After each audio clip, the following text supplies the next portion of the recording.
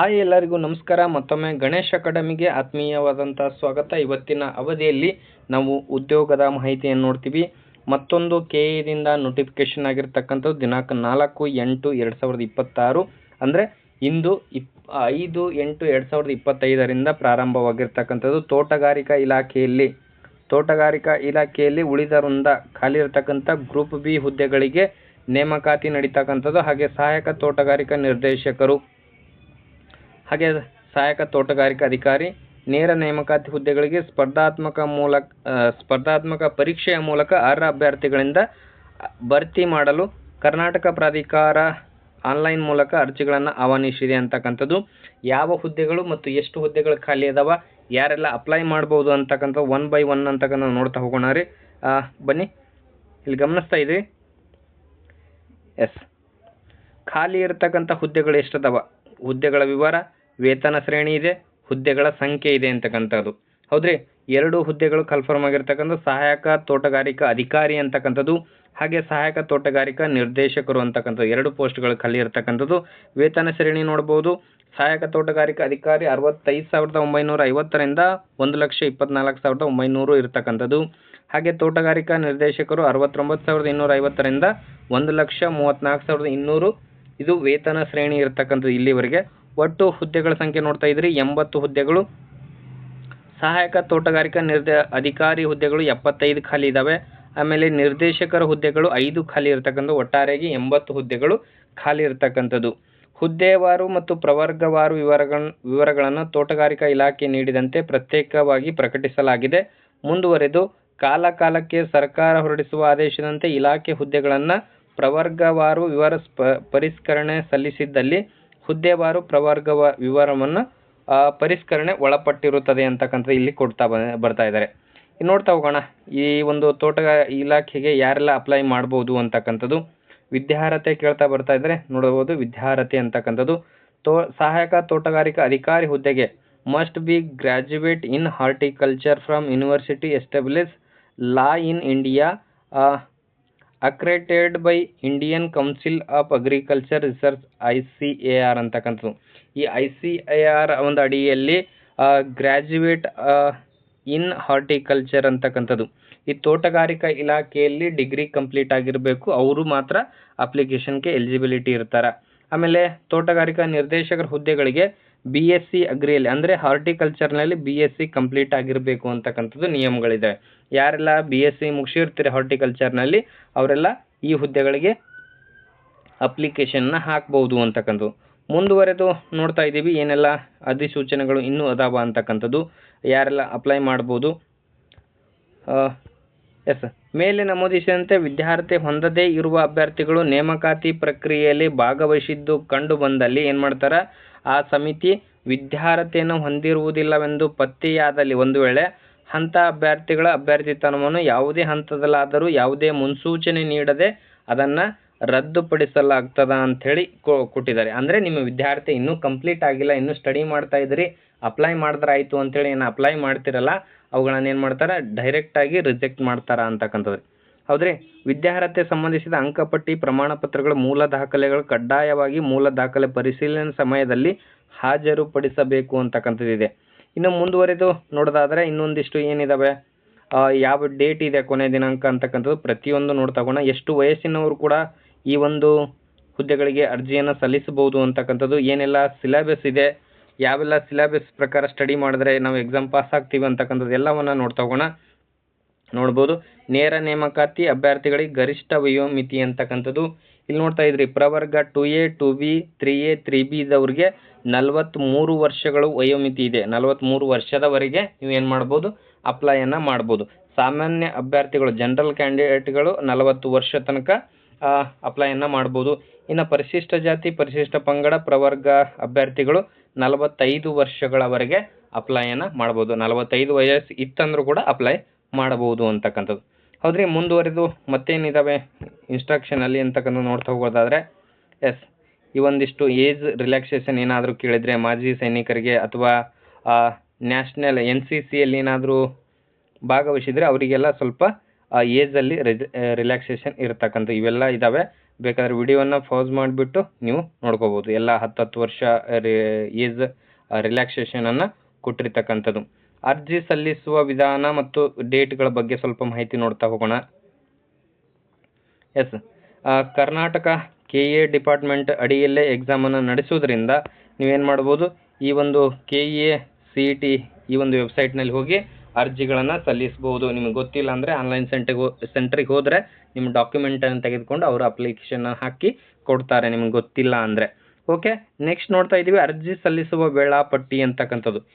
ಯಾವ ದಿನಾಂಕದಂದು ಪ್ರಾರಂಭವಾಗಿದೆ, ಯಾವ ದಿನಾಂಕ ಮುಗೀತದ, ಪೇಮೆಂಟ್ ಲಾಸ್ಟ್ ಡೇಟ್ ಏನು ಅಂತಕ್ಕಂಥದ್ದು 5/8/2026 ಪ್ರಾರಂಭವಾಗಿರ್ತಕ್ಕಂಥದ್ದು. ಅರ್ಜಿ ಸಲ್ಲಿಸಲಿಕ್ಕೆ ಇಂದಿನಿಂದ ಪ್ರಾರಂಭವಾಗಿರ್ತಕ್ಕಂಥದ್ದು. ಇಲ್ಲಿ ಕೊನೆಯ ದಿನಾಂಕ ನೋಡ್ತೀವಿ 30/8/2026 ಅಪ್ಲಿಕೇಶನ್ ಹಾಕಲು ಅರ್ಜಿ ಸಲ್ಲಿಸಲು ಕೊನೆಯ ದಿನಾಂಕ ಆಗಿರ್ತದೆ. ಹಾಗೆ ಶುಲ್ಕ ಪಾವತಿ ಅಂದರೆ ಅಪ್ಲಿಕೇಶನ್ ಹಾಕಿದ್ದ ಇದಕ್ಕೆ ಶುಲ್ಕ ಪಾವತಿ ಮಾಡ್ತಕ್ಕಂಥದ್ದು ಯಾವಾಗ ಅಂದರೆ 31/8/2026 ಕೊನೆಯ ದಿನಾಂಕ ಆಗಿರ್ತದೆ. ಹೌದ್ರಿ, ಪೇಮೆಂಟ್ ಮಾಡೋದಕ್ಕೆ. ಇದಿಷ್ಟು ಆನ್ಲೈನಲ್ಲಿ ಅರ್ಜಿ ಸಲ್ಲಿಸಲು ಕೊನೆಯ ದಿನಾಂಕ ಆಗಿರ್ತಕ್ಕಂಥದ್ದು.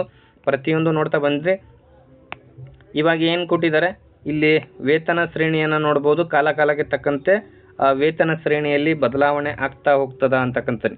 ಹೌದ್ರಿ, ಸಹಾಯಕ ತೋಟಗಾರಿಕಾ ಅಧಿಕಾರಿ ಪೇಮೆಂಟ್ ಬೇರೆ ಇರ್ತದೆ. ನಾವು ಹೇಳಿದ ಹಾಗೆ ಸಹಾಯಕ ತೋಟಗಾರಿಕಾ ನಿರ್ದೇಶಕರ ಒಂದು ವೇತನ ಶ್ರೇಣಿ ಬೇರೆ ಬೇರೆ ಇರ್ತದೆ ಅಂತಕ್ಕಂಥದ್ದು. ಪ್ರತಿಯೊಂದನ್ನು ಇಲ್ಲಿ ಗಮನಿಸ್ತಾ ಬರ್ತಾ ಇದ್ರಿ. ಹಾಗೆ ಇದರ ಅರ್ಜಿ ಶುಲ್ಕ ಎಷ್ಟಿದೆ ಅಂತಕ್ಕಂಥದ್ದು ನೋಡೋದಾದರೆ, ಅರ್ಜಿ ಶುಲ್ಕ ನೀವು ಆನ್ಲೈನಲ್ಲಿ ಪೇ ಮಾಡಬೇಕಾಗಿರತಕ್ಕಂಥ ಅರ್ಜಿ ಶುಲ್ಕ ಸಾಮಾನ್ಯ ಅಭ್ಯರ್ಥಿಗಳು ಇತರೆ 2A 2B ಮತ್ತು 3A 3Bದವರು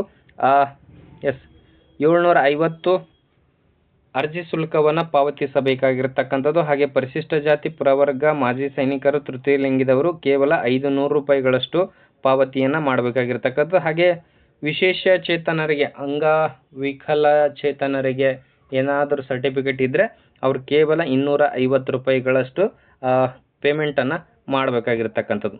ಹೌದ್ರಿ, ಇದಿಷ್ಟು ಪೇಮೆಂಟ್ಗೆ ಸಂಬಂಧಪಟ್ಟಿರ್ತಕ್ಕಂಥ ಇನ್ಫಾರ್ಮೇಷನ್ ಆಗಿರ್ತದೆ. ನೆಕ್ಸ್ಟ್ ನೋಡೋದಾದರೆ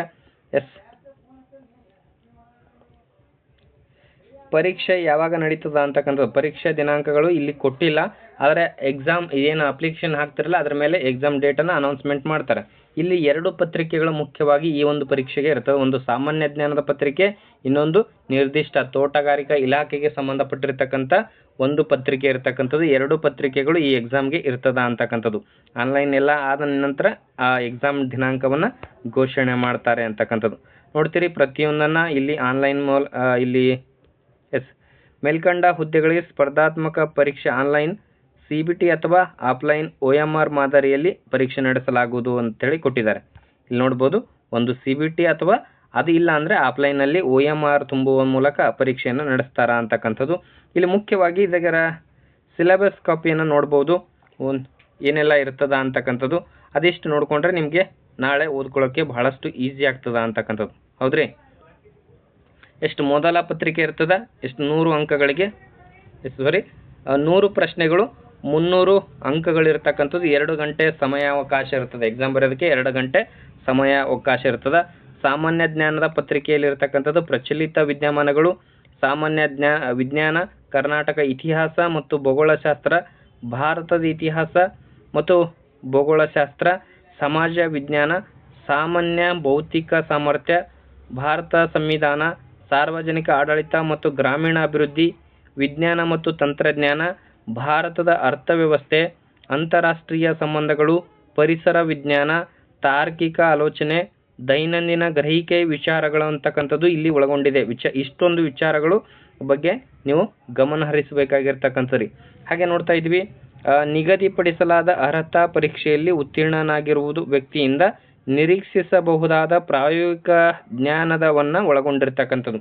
ಅಂದರೆ ನೀ ಹುದ್ದೆಗೆ ಸೆಲೆಕ್ಟ್ ಆದಮೇಲೆ ನಿಮಗೆ ಎಷ್ಟರ ಮಟ್ಟಿಗೆ ನಾಲೆಜ್ ಇರಬೇಕಲ್ಲ ಅಷ್ಟರ ಮೇಲೆ ನಾವು ಪ್ರಶ್ನೆಗಳನ್ನು ಕೇಳ್ತೀವಿ ಅಂತೇಳಿ ಅವರು ಇಲ್ಲಿ ನೋಟಿಫಿಕೇಷನಲ್ಲಿ ಕೊಟ್ಟಿದ್ದಾರೆ. ಇನ್ನು ನಿರ್ದಿಷ್ಟ ಪರೀಕ್ಷೆ ಅಂದರೆ ಈ ಒಂದು ತೋಟಗಾರಿಕೆ ಇಲಾಖೆಗೆ ಸಂಬಂಧಪಟ್ಟಿರ್ತಕ್ಕಂಥ ಒಂದು ನಿರ್ದಿಷ್ಟ ಪತ್ರಿಕೆ ಇರ್ತದೆ. ಅದು 100 ಅಂಕ ಅಂದರೆ 100 ಪ್ರಶ್ನೆಗಳು, ಎಷ್ಟು 300 ಅಂಕಗಳು, 2 ಗಂಟೆ ಸಮಯಾವಕಾಶ ಇರತಕ್ಕಂಥದ್ದು. 2 ಪತ್ರಿಕೆಗಳಿಗೆ ನೀವು ಎಕ್ಸಾಮನ್ನು ಬರೀಬೇಕಾಗಿರ್ತಕ್ಕಂಥದ್ದು. ಹೌದ್ರಿ, ಇದಿಷ್ಟು ಎಲ್ಲ ಸಿಲೆಬಸ್ಗೆ ಸಂಬಂಧಪಟ್ಟಿರ್ತಕ್ಕಂಥದ್ದು. ನಾಳೆ ನಿಮಗೆ ಎಕ್ಸಾಮ್ಗೆ ಯೂಸ್ ಆಗಲಿ ಅಂತಕ್ಕಂಥ ದೃಷ್ಟಿಕೋನದಿಂದ ಇದೆಲ್ಲ ಹೇಳ್ತಾ ಬಂದಿದ್ದೀವಿ. ಯಾರೆಲ್ಲ ಎಲಿಜಿಬಿಲಿಟಿ ಇರ್ತೀರಿ ನೀವು ಇದಕ್ಕೆ ಅಪ್ಲೈ ಮಾಡ್ಬೋದು. ಇಲ್ಲಿ ನೋಡ್ಬೋದು, ಸ್ಪರ್ಧಾತ್ಮಕ ಪರೀಕ್ಷೆಯಲ್ಲಿ ಅಭ್ಯರ್ಥಿಯು ಅರ್ಹತೆಗಾಗಿ ಕನಿಷ್ಠ 35ರಷ್ಟು ಅಂಕ ಗಳಿಸುವುದು ಕಡ್ಡಾಯವಾಗಿದೆ. ಕನಿಷ್ಠ ಅಂಕವನ್ನು ಗಳಿಸದ ಅಭ್ಯರ್ಥಿಗಳನ್ನ ಆಯ್ಕೆ ಪ್ರಕ್ರಿಯೆಯಿಂದ ಅನರ್ಹರಾಗಿರುತ್ತಾರೆ. ಅಂದರೆ ನೀವು ಈ ಎಕ್ಸಾಮ್ನಲ್ಲಿ 35% ಪತ್ರಿಕೆಗೆ ನೀವು ಮಾರ್ಕ್ಸನ್ನು ತೆಗೆದುಕೊಳ್ಬೇಕು. ಅಂದರೆ ಕನ್ಸಿಡರ್ ಆಗ್ತೀರಿ ಅಂತಕ್ಕಂಥ. ಇಲ್ಲ ಅದಕ್ಕಿಂತ ಕಡಿಮೆ ತೊಗೊಂಡ್ರೆ ಅಂದರೆ ನೀವು ಎಕ್ಸಾಮ್ ಹಾಲ್ನಿಂದ ಹೊರಗೆ ಬರ್ತೀರಿ. ಹೌದ್ರಿ? ಇದಿಷ್ಟು ಎಲ್ಲ ಮಾಹಿತಿ ಕೊಟ್ಟಿದ್ದಾರೆ. ಪರೀಕ್ಷೆಯ ಏನು ಮೌಲ್ಯಮಾಪನ ಇರ್ತದಲ್ಲ, 4 ಪರ್ಯಾಯ ಉತ್ತರಗಳಿದ್ದು ಇದರಲ್ಲಿ 0.75 ಅಂಕಗಳನ್ನು ಕಳೆಯಲಾಗ್ತದೆ. 4 ತಪ್ಪು ಉತ್ತರಗಳಿಗೆ ಇಲ್ಲಿ ಮಾರ್ಕ್ಸನ್ನು ಕಡಿತ ಆಗ್ತದೆ. ಅಂದರೆ ನೆಗೆಟಿವ್ ಅಂಕಗಳು ಇರ್ತವೆ ಅಂತಕ್ಕಂಥದ್ದು ಕೂಡ ನೋಡ್ಬೋದು. ಇಲ್ಲಿ ಪ್ರತಿಯೊಂದಕ್ಕೂ ಕೂಡ ಒಂದಿಷ್ಟು ತನ್ನದೇ ಆದ ಎಕ್ಸಾಮ್ನ ನಿಯಮಾನುಸಾರ ಷರತ್ತುಬದ್ಧ ನಿಯಮಗಳನ್ನು ಕೊಡ್ತಾ ಬರ್ತಾರೆ. ಯಾರೆಲ್ಲ ಎಲಿಜಿಬಿಲಿಟಿ ಇರ್ತೀರಿ ಈ ತೋಟಗಾರಿಕಾ ಇಲಾಖೆಗೆ ಅವರೆಲ್ಲರೂ ಕೂಡ ಅಪ್ಲೈಯನ್ನು ಮಾಡಿರಿ. ಹಾಗೆ ಅಪ್ಲಿಕೇಶನ್ ಹಾಕಬೇಕಾದ್ರೆ ಏನೆಲ್ಲ ಡಾಕ್ಯುಮೆಂಟ್ ಬೇಕು ಅಂತಕ್ಕಂಥದ್ದು ಇಲ್ಲೆಲ್ಲ ಕೊಟ್ಟಿದ್ದಾರೆ.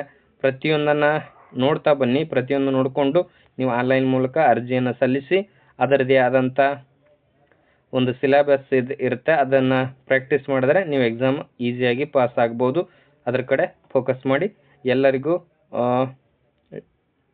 ಧನ್ಯವಾದಗಳು.